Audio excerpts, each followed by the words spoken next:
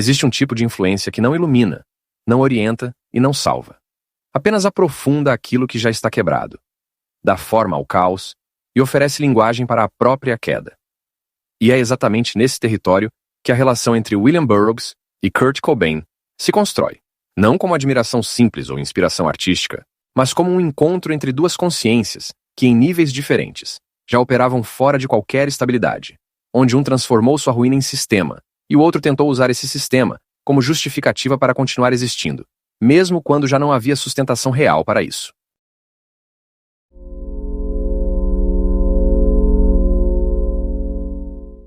A relação entre William Burroughs e Kurt Cobain manifesta-se como uma ligação densa entre a estética da fragmentação e a desintegração da identidade, transcendendo a mera idolatria de um músico por um ícone literário. Burroughs foi um pilar da geração Beat, uma comunidade boêmia americana dos anos 50, que incluía escritores como Jack Kerouac e Allen Ginsberg, cujos valores de independência e rebeldia serviram de base para o que Cobain chamaria de punk rock 101. Para Kurt, Burroughs era um herói literário absoluto, e ele carregava obras como Naked Lunch durante suas turnês.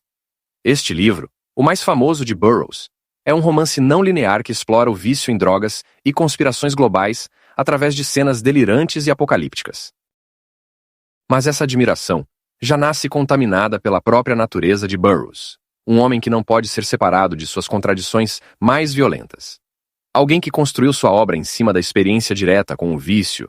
com a marginalidade e com episódios que ultrapassam qualquer romantização possível, como o assassinato acidental da própria companheira Joan Vollmer em 1951, no México, quando atirou na cabeça dela durante a brincadeira de Guilherme Tell, a famosa brincadeira da maçã na cabeça, um ato que ele próprio tentaria mais tarde racionalizar como influência de um espírito feio que o dominou. Ao mesmo tempo em que sua vida seguia marcada por dependência de morfina e heroína, prisões, acusações de obscenidade, misoginia explícita e uma escrita atravessada por obsessões sexuais que incluíam elementos perturbadores e moralmente indefensáveis.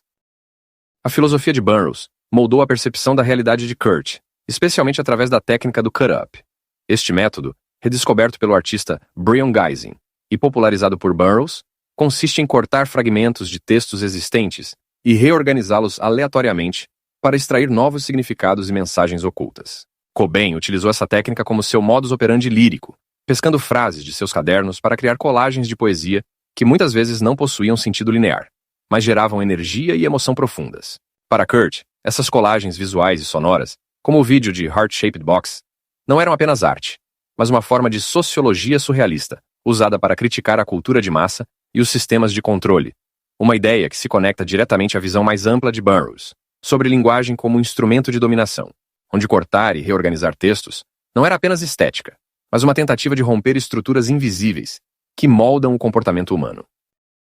Essa busca por estados alterados de consciência também levou Kurt ao uso de uma Dream Machine de alta tecnologia. A Dream Machine é um dispositivo estroboscópico criado por Brion Gysin, colaborador de Burroughs, que unia os surrealistas aos beats, feito para ser visto com os olhos fechados. O estímulo luminoso induz padrões de cores explosivos e diferentes tipos de ondas cerebrais, proporcionando uma experiência mística ou psicodélica. Kurt Cobain admirava o trabalho de Gysin e Burroughs, a ponto de perdoar a misoginia que percebia neles, justificando que, embora detestasse essa falha humana, a obra que produziam era superior às suas imperfeições, o que revela não apenas admiração, mas uma espécie de concessão consciente, como se ele aceitasse o peso moral dessas figuras em troca daquilo que elas ofereciam em termos de linguagem, visão e ruptura. A influência de Burroughs foi o catalisador para uma das paixões mais profundas de Kurt, o músico de folk e blues Lead Belly. Foi através de um artigo de Burroughs que afirmava que o rock moderno carecia de paixão real em comparação à obra de Lead Belly,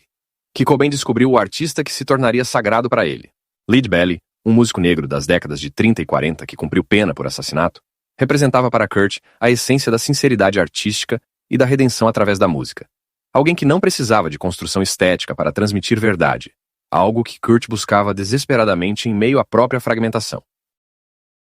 A colaboração direta entre Kurt Cobain e Burroughs ocorreu no single de 93, The Priest They Called Him, onde Cobain tocou ruídos de guitarra sobre a voz gravada de Burroughs, lendo um conto natalino sombrio, uma peça construída dentro da lógica do deslocamento e da sobreposição, onde texto e som não se encontram de forma tradicional, mas coexistem em tensão. O processo de gravação reforça essa distância estrutural. Eles não estiveram juntos em estúdio, o trabalho foi feito por correspondência, com Burroughs gravando sua voz e Cobain adicionando a guitarra posteriormente. Como se até o encontro artístico entre os dois precisasse acontecer de forma fragmentada. A obra foi lançada pela Tin Can Records em vinil de 10 polegadas e CD single, e sua capa traz Christ, vestido como um padre em um corredor no Cow Palace, em São Francisco. Uma imagem que resume o tom da colaboração, ao mesmo tempo irônico, desconfortável e deslocado. O encontro físico finalmente ocorreu em Lawrence, Kansas, em outubro de 93, na residência do próprio Burroughs. Esse encontro revelou o olhar clínico de Burroughs sobre Cobain. O escritor observou que havia algo errado com aquele menino. Ele fica emburrado sem motivo nenhum. Essa frase foi dita ao seu assistente logo após o encontro, e que carrega um tipo de leitura que não se apoia em empatia ou contexto, mas em observação direta, quase médica, porque o que Burroughs identificou foi um semblante constante de insatisfação, um estado de tristeza ou amargura, que não parecia ligado a nenhuma circunstância imediata, nenhuma justificativa externa capaz de explicar aquele comportamento naquele momento específico, o que para ele soava estranho, já que se tratava de um jovem no auge do sucesso e da adoração mundial. O termo algo errado não aparece como exagero ou julgamento moral, mas como diagnóstico de desajuste, indicando que Burroughs percebeu em Kurt uma perturbação que não se encaixava nem no padrão esperado de um músico de rock, nem na lógica que ele próprio aplicava aos usuários de drogas. Porque enquanto o viciado, na sua visão, responde a uma necessidade clara, identificável e repetitiva, Kurt parecia atravessado por um sofrimento que não possuía a mesma clareza nem o mesmo distanciamento analítico. Esse encontro também expôs uma diferença difícil de ignorar. De um lado, William Burroughs, alguém que atravessou décadas de dependência e transformou isso em sistema, em linguagem, em observação. Do outro, Kurt Cobain, ainda imerso em um estado que não conseguia organizar,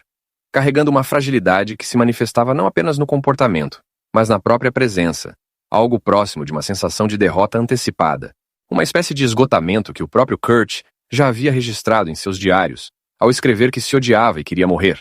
e que, sob o olhar de Burroughs, não aparecia como expressão poética ou exagero emocional, mas como um sinal concreto de que havia ali um processo em curso que não apontava para a estabilidade, apenas para a continuidade da queda.